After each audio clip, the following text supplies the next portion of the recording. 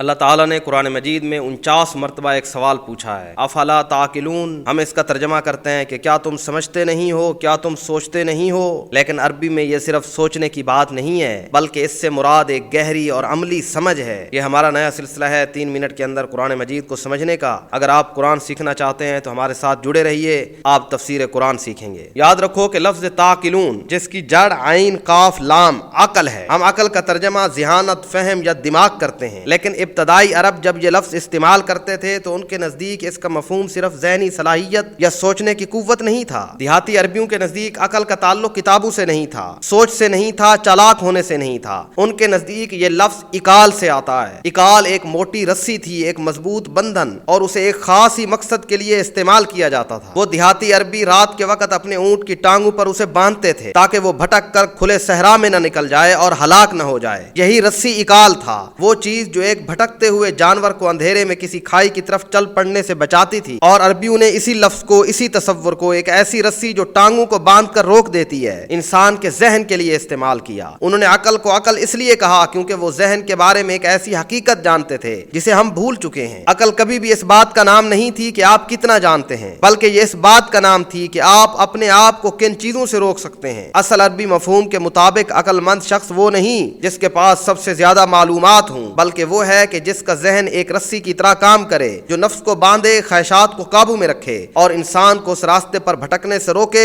جو آخر کار اس کی تباہی کا سبب بن جائے۔ اب اسی مفہوم کے ساتھ دوبارہ قرآن کی طرف لوٹو۔ جب قرآن کہتا ہے افلا تعقلون تو یہ نہیں پوچھ رہا ہوتا کہ تم زیادہ گہرائی سے کیوں نہیں سوچتے، وہ پوچھ رہا ہے کہ تم نے رسی کیوں کھول دی ہے، تم اپنی خواہشات کو اجازت کیوں دے رہے ہو کہ وہ تمہیں اندھیروں کی طرف گھسیٹ کر لے جائیں۔ سورۃ البقرہ میں اللہ تعالیٰ یہ بات بنی اسرائیل کے ان علماء سے فرماتے ہیں جو دوسروں کو نیکی کا حکم دیتے تھے مگر خود کو بھول جاتے تھے۔ قرآن کہتا ہے کہ اتامرون الناس بالبر وتنسون انفسکم وانتم تتلون الکتاب افلا تعقلون، کیا تم لوگوں کو نیکی کا حکم دیتے ہو اور اپنے آپ کو بھول جاتے ہو حالانکہ تم کتاب پڑھتے ہو؟ کیا تم عقل سے کام نہیں لیتے؟ اس گہرے مفہوم کے ساتھ گویا آیت یوں پکار رہی ہے کہ تم دوسروں کو نیکی کی دعوت دیتے ہو لیکن خود کو کیوں چھوڑ دیتے ہو؟ تم کتاب پڑھتے ہو پھر اپنی خواہشات کو قابو میں کیوں نہیں رکھتے؟ کیا تم نے اپنی عقل کی رسی نہیں باندھی ہوئی؟ دیکھو کہ ان کے پاس علم تھا، وہ کتاب پڑھتے تھے، وہ دوسروں کو تعلیم دیتے تھے، اور پھر بھی اللہ تعالیٰ نے فرمایا کہ تمہاری عقل غیب ہے، کیونکہ عقل کبھی بھی صرف یہ جاننے کا نام نہیں تھی کہ حق کیا ہے، بلکہ عقل اس بات کا نام تھی